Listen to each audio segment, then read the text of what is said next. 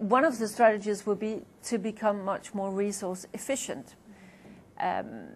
When still more people want a share in the good life and have the right for these aspirations, and we need more food, we need more cooling, heating, electricity, mobility, all these things we will need as a planet, then I can see no way better to achieve that than to become more resource efficient.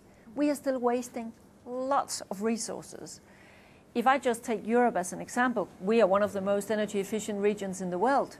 But even if you look at Europe, from you sort of have the power plant until the electricity gets out to the end consumer, the citizen, a lot of energy is wasted while we are paying very, very high bills for our energy, imported energy.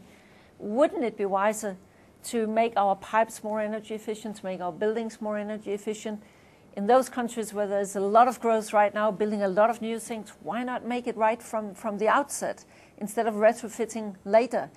The world as such has a lot of knowledge. Why don't we use the knowledge we have, the best practice we have, and then get it right from the very beginning, instead of locking ourselves into stupid decisions that will come out at a very high price in the longer term. So energy and resource efficiency, as far as I can see, that is one of the things we could do. Another thing we could do is also to get the pricing right. We are still doing the wrong thing in the world. We are, for instance, subsidizing fossil fuels heavily, 7 times as much as we are subsidizing renewables. Is that not, I mean, everyone can see, if they are not talking about their own country, everyone can see as a global strategy, that is really stupid.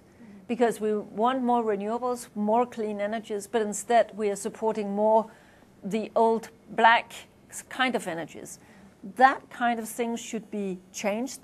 It's nothing you can change just from one year to another. That's why the international community, for instance in Rio this June, should decide this we want to change. We could put up a deadline for that. Say we would be phasing out fossil fuel subsidies from 2020. Then the governments would have time to adapt, to adjust their policies, to find out how to take care of the social profile with poor segments of the population, things like that.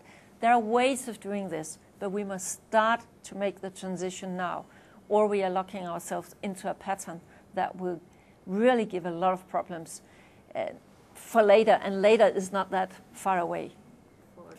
I think that in climate change we have a good example that we have, through the International Panel of Climate Change, assessed with the scientists exactly what can the planet take, what would be the planetary boundaries for this.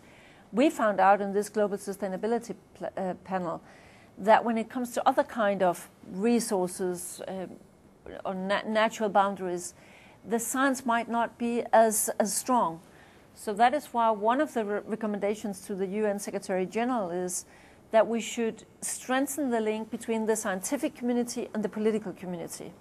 Because the first step you need in order to be able to find out how can we sort of do this together globally, that is to find out, when it comes to water resources, what are the natural boundaries? Pollution, this stuff, you know, try to find out through the link between science and politics what are the planetary boundaries. That we must do better, and that's why we recommend that the scientific community is brought more into the center of these discussions globally. And lastly, what does a platform like DSDS have to offer according to you, and what can leaders and decision makers, policy makers can take back from DSDS? I've had the pleasure now several times to take part in DSDS, and I think it's an extremely valuable forum. It's high-level participants, and a lot of important things is taking place in the debate. But I think that in the periphery of the meeting, maybe the most interesting part is taking place, because people get together in a very informal manner and try to sort of think about how can we move things forward. So I think, for instance, now prior to Rio +20, it's extremely useful to have all these bilaterals. But I also think that it is a crucial role for India and the Indian ministers. The Indian views are very much at center stage here. And I think that is very key to all of us, that a big economy like India with 1.2 billion people that the voice of India is strongly heard, and I think that is also the purpose of being here in DSDS.